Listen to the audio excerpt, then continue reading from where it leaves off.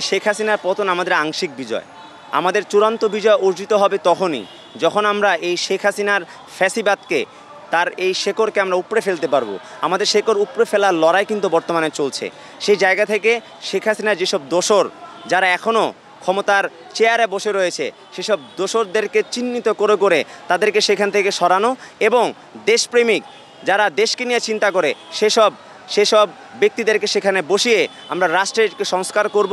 আমরা চাই বৈষম্য বিরোধী ছাত্র আন্দোলন রাষ্ট্রের যে সংস্কারে হাত দিয়েছে এবং রাষ্ট্রের সংস্কার যেভাবে কাজ করছে, আমাদের এই ফ্যাসিবাদের বিলোপ করার আগ পর্যন্ত বৈষম্য বিরোধী ছাত্র আন্দোলন রাজপথে আছে, ছিল এবং থাকবে। স্যান্ডেলিনা সো, রূপচর্চায় আভিজাত্য। আমরা বর্তমানে রাষ্ট্র সংস্কারের জন্য বাংলাদেশের ছাত্র, শ্রমিক এবং জনতা আমরা রাজপথে আছি।